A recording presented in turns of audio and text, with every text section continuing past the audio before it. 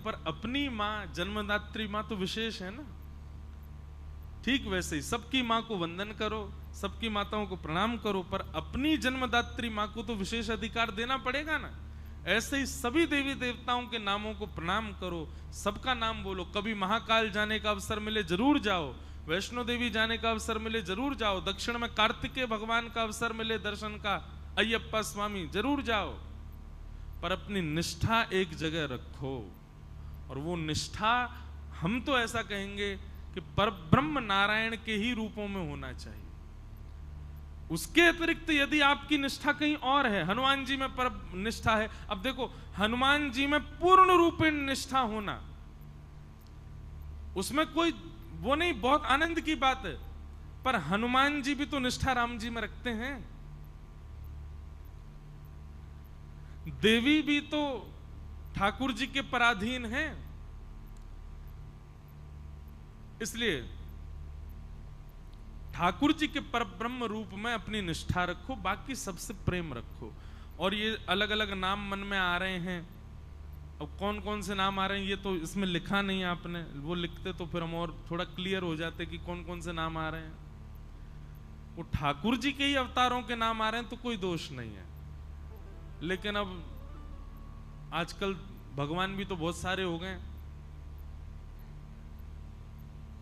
जब आप लोग पंढरपुर मंदिर में जाएंगे तो काष्ठ मंडप जो है पीछे वाला, सभा मंडप जो है, वहां पे 33 कोटि देवताओं का एक बना हुआ है, वहां पे बहुत सारे देवता हैं।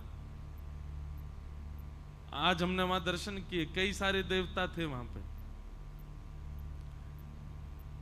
और कई देवता ऐसे हैं वो देवता नहीं है, वो केवल संत हैं, पर हमने उनको देवता मान लिया। अगर संत को देवत्व मान करके भजोगे, पीड़ा संत को ही होगी, उनको संत मान करके ही भजो। तो ये विवेक कथा सुन सुन करके आपके अंदर आएगा कि परब्रह्म के स्वरूप कौन कौन से हैं। मूल रूप से राम और कृष्ण, यही परब्रह्म है, इन्हीं के ही आश्रित रहो। तो ये कुछ प्रश्न थे। एक प्रश्न और हम पर आया था 2-3 दिन पहले कि महाराज जी एक बात बताओ, ये ज्योतिष शास्त्र और जो एस्ट्रोलॉजी होती है, लोग इसमें बहुत विश्वास रखते हैं, ठाकुर जी की भक्ति भागवत में ज्यादा विश्वास नहीं रखते, क्या आपका राय क्या है इसमें? ज्योतिष भगवान के नेत्र हैं, भगवान का नेत्र स्वरूप माना गया ज्योतिष को। आप ज्योतिष का आश्रय लीजिए अपने विवाह के मिलान के लिए, बालक के नामकरण संस्कार के लिए, जीवन में कुछ गड़बड़ खटपट चल रही है तो उसके समाधान के लिए उसका आश्रय लिए, पर उसी पर ही आश्रित मत रहिए। सुंदरकांड में कहते हैं देव देव आलसी पुकारा, जो देवताओं के भरोसे पड़ा रहता है महा आलसी है। जो इस प्रकार केवल, कई लोगों को मैंने देखा है, चलें पुणे जाना है, अभी नहीं जा सकते, अभी वो चल रहा है, वो वाला काल चल रहा है, चौघड़िया चल रहा है, जाने क्या चल रहा है, इतना इतना महिम विचार करेंगे एक एक चीज में। ऐसा व्यक्ति धार्मिक नहीं, बहमी कहलाता है। आश्रय लीजिए ज्योतिष का। नया बालक घर में जन्म लिया है, उसके नक्षत्र आदि निकल, उसका नामकरण करवाओ। घर में विवाह होने वाला है तो जिससे विवाह होने वाला उससे जन्म पत्री मिलवाओ। अपने घर में बहुत दिक्कत चल रही है, बहुत संकट चल रहे हैं, तो जन्म पत्री दिखवा करके केवल पता कर लो क्या है, पर उसी पर ही आश्रित मत रहो। अब तो खाली पीली कुछ नहीं हो जाए तो बस, हम लोग फ्लाइट में जाते हैं, कहीं जाते हैं, ट्रेन में जाते हैं, लोगों को लगता है धोती कुर्ता पहन रखा है, तो अब तो लोग पहचानने लगे, अब तो सबको पता है कि कथा ही करते हैं। जब लोग नहीं पहचानते थे पहले, उनको ये लगता था कि ये तो ज्योतिषाचार्य होंगे। वो सबसे पहले बोले आप पंडित जी हो? जी। हाथ देखना आता है? एक प्रकार से हम कह दें, आप पिक्चर देखने गए और पिक्चर शुरू हुई नहीं, उससे पहले ही आप पूछ रहे हो एंड में क्या होगा, लास्ट में क्या होगा इसमें। कटप्पा ने बाहुबली को क्यों मारा? महाराज सस्पेंस ने दूसरी पिक्चर दिखवा दी, लेकिन आदमी अपने जीवन की पिक्चर को सब पहले ही जान लेना चाह रहा, क्या होगा क्या होगा। इतने आश्रित मत रहो, बहमी हो जाओगे नहीं तो आप। ठाकुर जी की दृष्टि है, नेत्र हैं ज्योतिष, उनसे एक बार पथ देख लीजिए बस, उसके बाद उसके पीछे मत पड़े रहिए। अब बताते रहो अब क्या होगा, ओहो मेरा आज एग्जाम खराब हो गया, अब पंडित जी देखना क्या चलेगा, अब मैं विदेश जा रहा हूँ वो अच्छा होगा कि नहीं होगा, ये होगा कि नहीं होगा, भोजन कितने बजे करूँ, सोऊं कितने बजे, निकलूं कितने बजे, अब वो कितने शटर कितने बजे खोलूं दुकान की, बंद कितने बजे करूं, और पड़ोसी तिरछी नजर से दिखता जा रहा था, काला कुछ बांध दूं। इतने बहम काय को पालो भाई। ज्योतिष का आश्रय लीजिए पर आश्रित मत रहिए, उसी के पीछे पड़े हैं, बहमी हो जाओगे नहीं तो।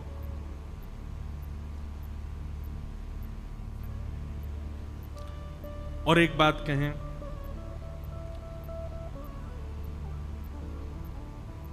विशेष रूप से अपने जीवन के कुछ निर्णयों में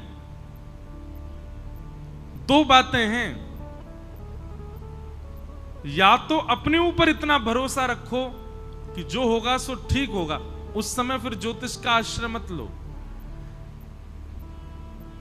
जैसे मैं एक प्रकार से इंडिकेशन दे रहा हूं विवाह के लिए।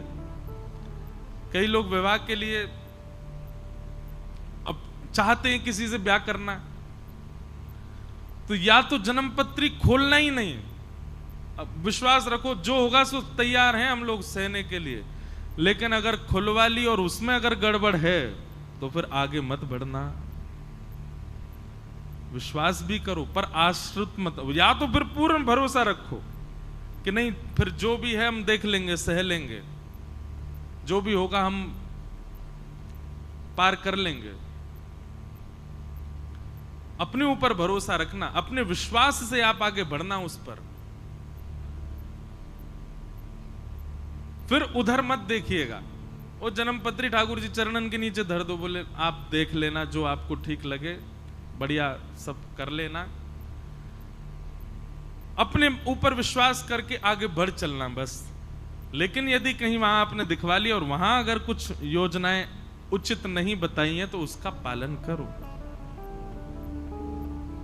हमारा सीधा उद्देश्य है ज्योतिष का आश्रय केवल पथ देखने के लिए करना है, उसी पर ही आश्रित नहीं रहना है। लिखा है पंढरपुर 100 किलोमीटर सीधा, तो बस अब सीधे चलते रहो, आश्रित मत रहो कि नहीं यहां तो रोड ऐसे कर्व ले रहा था आगे से और यहां लगा सीधा, हम आगे खेत में जाएंगे गाड़ी लेके। ऐसा थोड़ी होता है, अब रोड कर्व ले रहा है तो आपको लेना ही पड़ेगा। अब वहां पर भी आप किसी को ढूंढो, अरे रोड कर्व ले रहा, पीछे तो लगा सीधा ही जाना है, यहां तो ऐसे मुड़ रहा है रोड, क्या करें। इतने आश्रित मत रहो, अपने ऊपर भरोसा रखो। थोड़ा बहुत जानकारी के लिए पूछ लिया, उसके बाद चलते रहो, करते रहो। हम कोई ज्योतिष की निंदा नहीं कर रहे, मैं खुद, हमारे साथ जितने, मुझे नहीं आता पर हमारे पंडित जी सब जानते हैं। मुझसे कोई कहे, ज्यादा नहीं, मैंने कहा भाई देखो ये सब उल्टे सीधे कामों के लिए नहीं पूछो, हाँ घर में कोई बालक है उसके लिए पूछवा लो, विवाह का कोई संबंध का कार्य उसके लिए करवा लो, पूछ लो अपना सब कुछ। पर खाली पीली बैठे कुछ नहीं है तो बस ये हमारे जी हाथी दिखवा दो, हमारा ऐसे काय को दिखवा दो। अरे भाई कर्म पर विश्वास रखो, चलो आगे। एक बहुत अच्छे ज्योतिषाचार्य थे,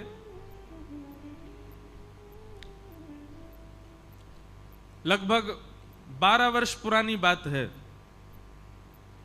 हम कथा तो 9 साल से कर रहे हैं। उससे पहले स्कूल में पढ़ता था, 11th 12th में होऊंगा, नहीं 9th में था, 9th या 10th में था।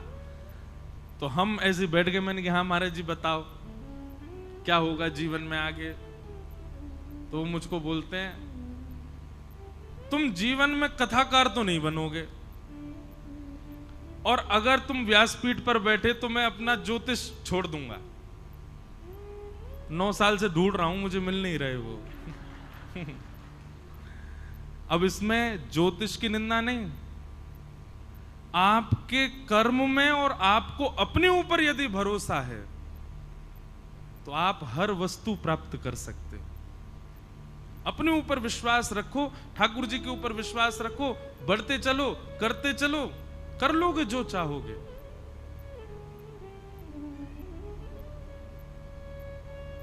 मैंने एक बात कही थी कि हम सबकी एक लाइन ड्रॉ करते हैं बस ठाकुर जी, और उसमें बीच बीच में एक डॉट बना देते हैं कि इन डॉट्स पे इसको 2 अपॉर्चुनिटी मिलेंगी, एक सही एक गलत। अगर ये सही चुनेगा तो सीधा चलेगा, गलत चुनेगा तो फिर लाइन नीचे की तरफ जाएगी। ठाकुर जी हमको सही गलत मार्ग पे नहीं भेजते, वो तो केवल 2 मार्ग दे देते हैं सामने। पूड़ी भी बनी है, रोटी भी बनी, तुम क्या खाओगे? पेट दोनों से भरेगा। रोटी खाओगे तो अच्छा है, पूड़ी खाओगे तो ऑयली है, हमारा तबीयत खराब हो सकती है, लेकिन हमारा आकर्षण है पूड़ी की तरफ, खा लेते हैं और उसके बाद फिर बीमारी आने लगती है अंदर। पेट दोनों से भर रहा है। ठीक वैसे ही ठाकुर जी 2 अपॉर्चुनिटी आपके सामने दे देते, एक ये है, एक ये है। आपको लगता है एक पे जाने से फायदा ज्यादा है, एक पे जाने से फायदा कम है, पर भार कम रहेगा, और आप उस मार्ग को चुन लेते हो, वो सही होता है, तो उससे फिर आगे बढ़िया रहता है। अब एक और बात, सही और गलत मार्ग की पहचान कैसे हो, यह भी सत्संग सिखाता है। विवेक बुद्धि आना, सही गलत का अनुभव होना। सत्संगी व्यक्ति जो नहीं होता है ना, जो सत्संग नहीं, उसके पास विवेक नहीं होता। सही गलत में वो गलत को ही चुनता है अधिकतर, पर विवेकी व्यक्ति सत्संग जब करने लग जाता है ना, मैं कहा करता हूं, सत्संग करने से आप कोई साधु महात्मा नहीं बन जाओगे, सत्संग करने से आप विवेकी बनोगे। आप कथा सुनते सुनते आपके पास विवेक ऐसा जन्म लेगा, आपको तुरंत पता चलेगा कि क्या उचित क्या गलत। वो विवेक बुद्धि मिलती है, और उसी से ही फिर आपका आगे का जीवन निर्मित होता चला जाता है। तो इसलिए ज्योतिष का सम्मान कीजिए, जरूरत पड़ने पर ही केवल उसका आश्रय लीजिए, उसी पर आशर्तु मत रहिए। अगर आप ज्योतिष पर आशर्तु रहते हैं तो आप बहमी हो, आप उसका आश्रय बस अपने कुछ उपयोगों के लिए लो बस। बाकी अपने कर्म पर भरोसा रखो, अपने बुद्धि पर भरोसा रखो, अपनी क्रिया पर विश्वास करो, चल दो आगे, अच्छा होगा सब।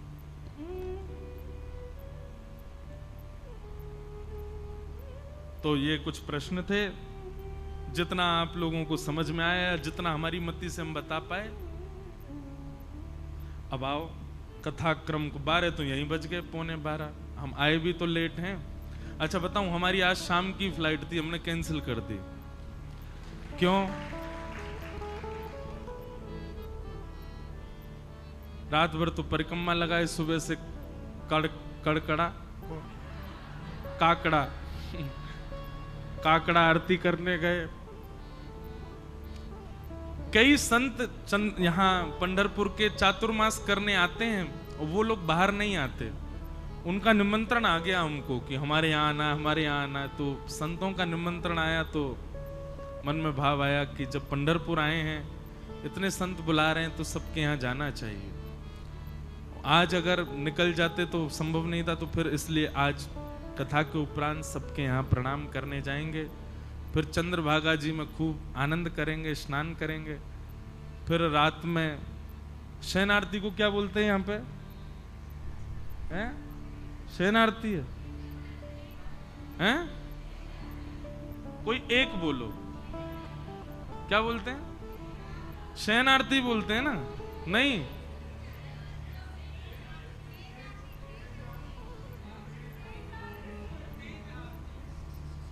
तेज आरती सेज आरती, सेज, हाँ सेज, वो बोले तेज आरती।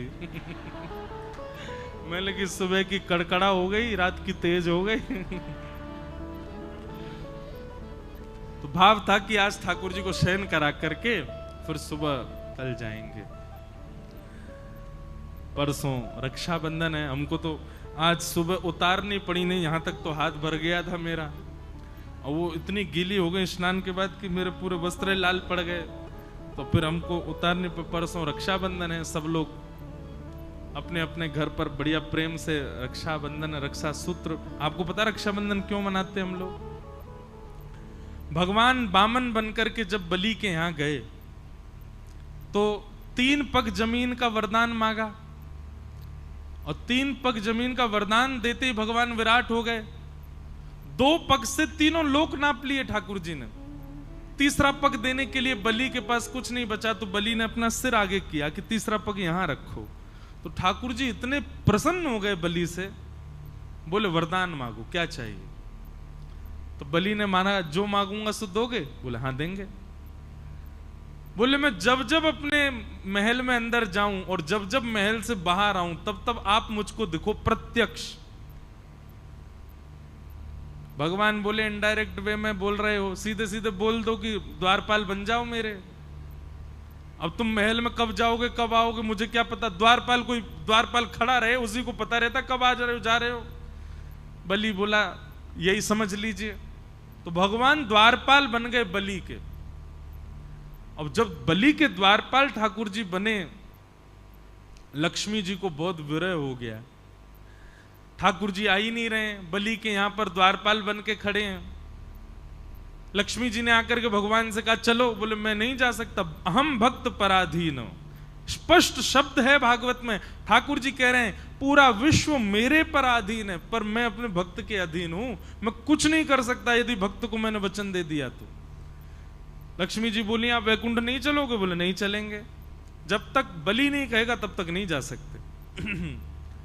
तब लक्ष्मी जी ने योजना बनाई और एक दीन सी कन्या बन करके लक्ष्मी जी भीतर गई। राजा बलि के पास पहुंची तो बलि ने कहा आइए क्या सेवा करूं? तब लक्ष्मी जी बोली कि मेरे कोई भाई नहीं है और मैंने जब से आपको देखा है तब से आपको ही अपना भाई स्वरूप माना है। बलि बड़ा प्रसन्न हुआ, बोले आप भाई मानती हैं तो बहुत अच्छी बात है। लक्ष्मी जी बोली लेकिन ये संबंध हमेशा के लिए हो जाए, इसके लिए कुछ क्रिया होनी चाहिए। तो बोले क्या? बोले मेरी रक्षा की जिम्मेवारी आप लो, आपकी रक्षा की जिम्मेवारी मैं लूं, दोनों बहन भाई की रक्षा की जिम्मेवारी बहन भाई ले में, तब मानेंगे कि संबंध हमारा सुदृढ़ होगा। बलि ने कहा बहुत अच्छी बात है, कैसे करेंगे?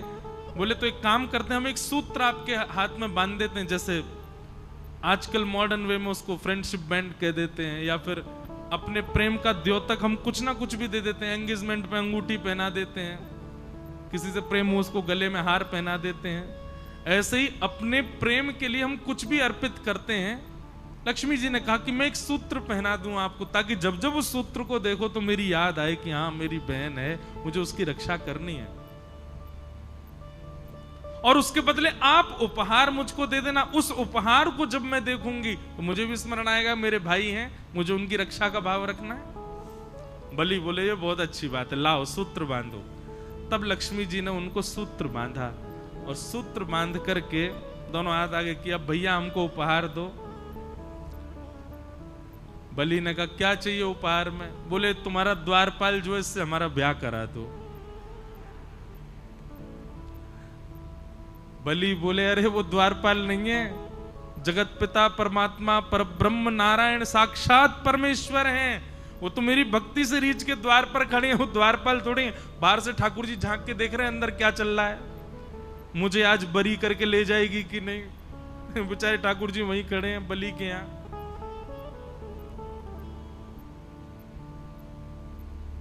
लक्ष्मी जी बोली भैया अब वही मांगा है तो वही चाहिए मुझे, आप मेरा ब्याह। अरे संभव ही नहीं है, उनका ब्याह केवल पराम्बा जगदम्बा लक्ष्मी से होता है, वो और किसी का वर्ण नहीं करते। ये कहते ही वो कन्या लक्ष्मी के रूप में प्रकट हो गई। बोले मैं लक्ष्मी ही हूं, आपने लक्ष्मी के हाथों से सूत्र धारण करवाया है, मैं आपकी सदा के लिए बहन हो गई हूं, अब कृपा करके मेरे प्राणनाथ को मुझे वापस करके और भेज दो। तब बलि ने कहा ऐसे नहीं दूंगा, अब विवाह मांगा है तो फिर मेरे ही भवन में आपका विवाह होगा, मेरे सामने। मैं दुनिया तो कन्यादान करती है, मैं पुरुष दान करके दूंगा, तब ले जाना। ऐसा भाव बताते विनोद में। तो फिर ठाकुर जी का विवाह हुआ, और जिस प्रकार कन्यादान होता है ऐसे ठाकुर जी का दान किया बलि ने, लक्ष्मी जी को ले जाओ। तब से ये प्रथा है कि श्रावणी के दिन ये हम लोग रक्षा सूत्र अपनी बहन से बंधवाते हैं, और उसी को रक्षाबंधन का उस दिन भैया वो साक्षात लक्ष्मी है, उनको प्रणाम करो, उनको वंदन, सब भाई लोग ध्यान से सुनो, उनको प्रणाम करो, वंदन करो, चरण छुओ, छोटी बड़ी जो भी है। और सुनिए, पैर एक हाथ से नहीं छूने चाहिए, दोनों हाथ से छुओ, और हो सके तो सर रख के प्रणाम करो, लक्ष्मी स्वरूप मानो। बंधुओं, ये आजकल जो भारत में हो रहा है ना, ये इसीलिए हो रहा है क्योंकि हम अपनी बहनों का ही सम्मान नहीं कर पा रहे हैं, तो बाहर की कन्याओं का कैसे करें? नित्य अपनी माता जी का, नित्य अपनी बहन जी का आशीर्वाद लो, उनके आशीर्वाद से कम पौरुष तो प्राप्त होगा हमको, कम से कम ये सम्मान करना तो सीखेंगे हम। इसलिए भैया ये रक्षा सूत्र, रक्षाबंधन का त्योहार खूब प्रेम से आप लोग मनाइएगा, और जो जो माताएं बहनें यहाँ पे कर सकें, जाते जाते जिसको भी भाव लगे एक एक सूत्र पंडरीनाथ भगवान के चरणों में भी दे जाना। इनसे बढ़िया भैया कौन होगा? बहुत बढ़िया भैया हैं। इसी नाते से सही आपको बार बार आना भी पड़ेगा, हमारे भाई हैं श्री पंडित। और यहाँ तो अवसर है, बाकी मंदिरों में तो आप सूत्र बांध ही नहीं सकते, पर यहाँ सूत्र तो शायद ना बांधने दे, पर सूत्र को उनके पास तक पहुंचा तो दोगे। इनको ही भाई बनाओ। तो हे मोहे नाते अनेक मानिए जो भावे।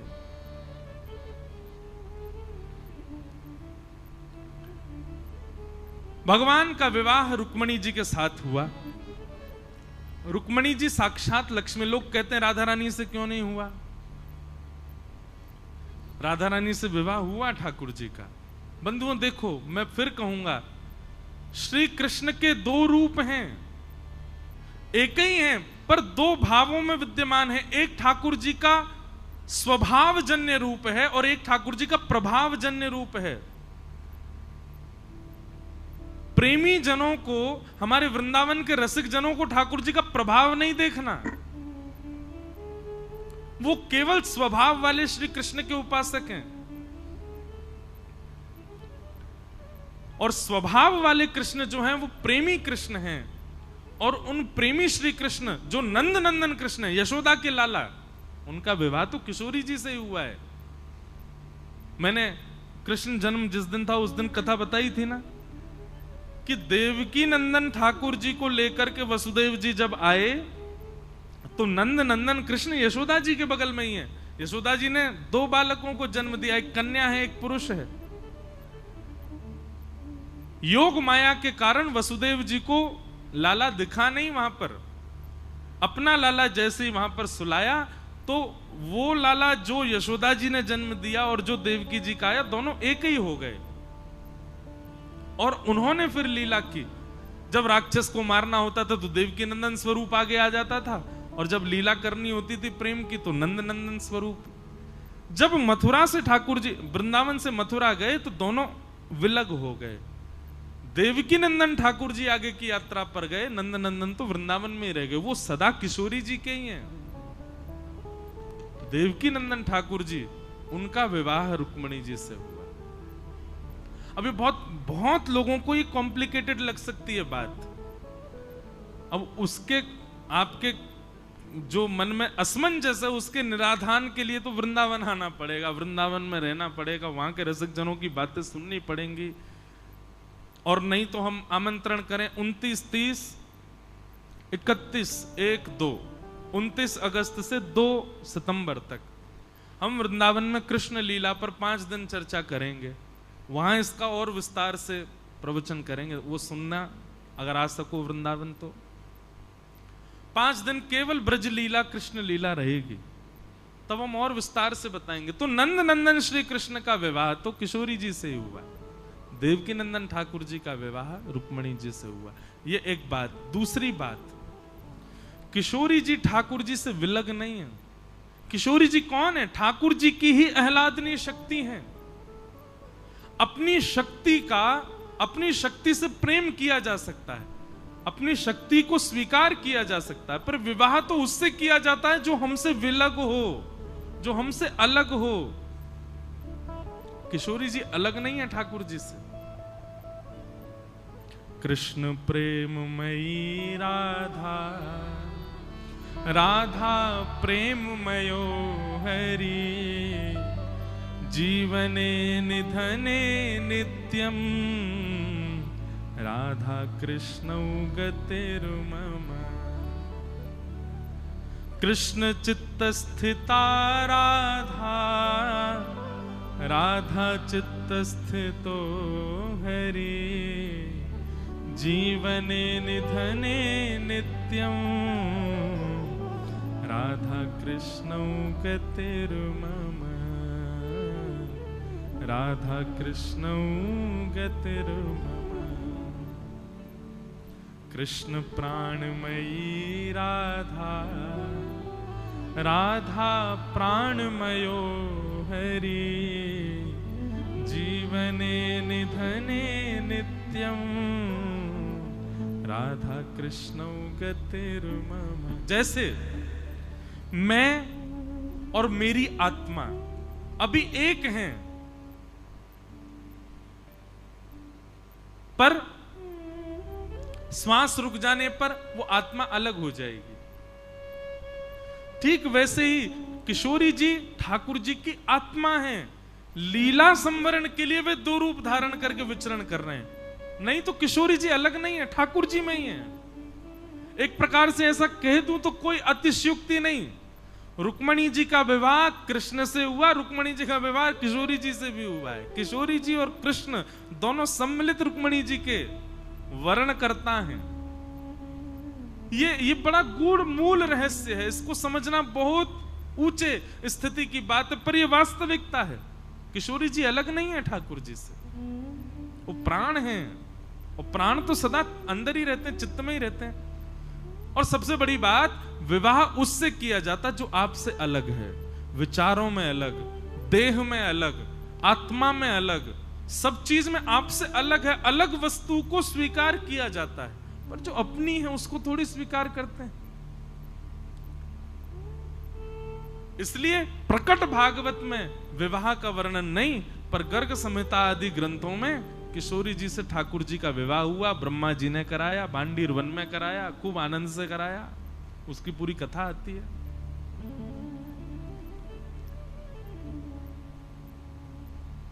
तो भगवान का विवाह रुक्मणी जी के साथ में सुसंपन्न हुआ। भगवान का दूसरा विवाह जाम्बती के साथ में हुआ। एक सत्राजित नाम का यादव रहता था द्वारिका में, उसके पास एक मणि थी, उसका नाम था सत्राजित मणि, सिमंतक मणि। सिमंतक मणि की योग्यता थी कि वो हजारों किलो सोना, उसकी 6-7 घंटे पूजा करो तो हजारों किलो सोना आता था उस मणि की कृपा से घर में पर दिन। भगवान को जब ये बात पता चली तो भगवान बोले, अकेला आदमी इतने सोने का क्या करेगा? तो भगवान ने जाकर के एक प्रस्ताव रखा, सत्राजित से कहा, मणि तुम द्वारिका के कार्यालय में दे दो, इससे जितना भी धन होगा उससे हम द्वारिका के लोगों का कर क्षमा कर देंगे, टैक्स फ्री कर देंगे द्वारिका को। द्वारिका में फिर जो कुछ भी होगा उसी धन से होगा। और रही बात तुम्हारी मणि है तो तुम जितना कहोगे हम तुमको उतना दे दिया करेंगे। भगवान की बात भी सही थी, लेकिन सत्राजित बोला कि नहीं, मेरी मणि है, जितना धन आएगा सब मेरा है, मैं किसी को नहीं दूंगा। भगवान बोले, एक बार ही आग्रह करना चाहिए, चाहे भाई से करो, चाहे मित्र से करो, चाहे बच्चों से करो, चाहे पत्नी से करो, आग्रह केवल एक बार करो, 2 बार नहीं। भगवान ने एक बार आग्रह किया, सत्राजित ने नहीं मानी बात, ठाकुर जी चले गए। लेकिन वही बात है, कई बार समय ऐसा हो जाता है कि आपने कोई गड़बड़ी नहीं करी, लेकिन फिर भी समय की वजह से सारा आरोप आपके ऊपर आ जाता है। बहुत ध्यान से सुनिएगा। आज की जो कथा है ना, ये हम सब गृहस्थियों के जीवन के लिए कथा बता रहे हैं ठाकुर जी। अब ठाकुर जी ने क्या किया, मणि मांगी, मणि उसने नहीं दी। 3 दिन बाद सत्राजित का छोटा भाई प्रसेन वो मणि पहन करके कहीं गया, सबको दिखाता हुआ जा रहा था। वन में जैसे गया, शेर ने मार करके उसकी मणि अपने पास रख ली। शेर को एक भालू ने मार दिया, भालू मणि लेकर के चला गया। 5 दिन तक प्रसेन लौट करके नहीं आया तो सत्राजित ने भगवान पर आरोप लगा दिया कि ये मणि मांगने आए थे, मैंने देने से मना कर दिया, तो मेरे भाई को इन्होंने बंदी बना करके मणि चुरा ली। और आश्चर्य की बात यह नहीं कि सत्राजित ने भगवान पर आरोप लगाया, आश्चर्य की बात यह थी कि द्वारिका के लोगों ने मान भी लिया कि हां भगवान ने चुराई है। भगवान जब निकले रथ से तो सब लोग जय जयकार तो कर रहे हैं, पर मनी मन सब सोच रहे हैं, बताओ पर ब्रह्म होते हुए भी लोभ खत्म नहीं हुआ इनका, है मणि छुपा के रख लिए प्रसेन की। जबरदस्ती ठाकुर जी के ऊपर आरोप लग गया। भगवान हम आप सबको ये बात बताते हैं, हम सबके जीवन में ये दिन आएगा ही आएगा।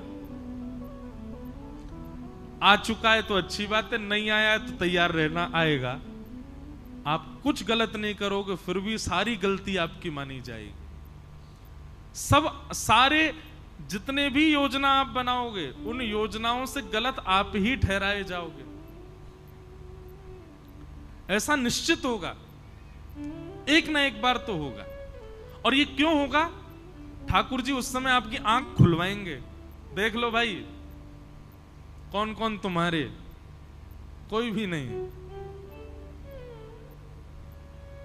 सभी तुम्हारे विरोधी हो जाएंगे।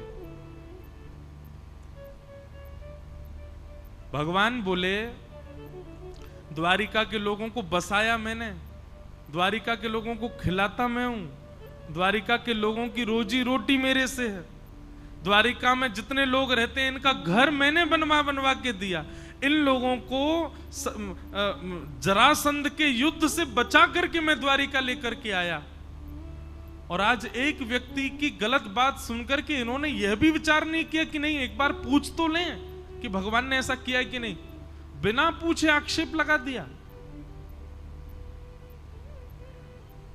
यह है संसार। यहां भगवान को नहीं छोड़ा गया तो हम तो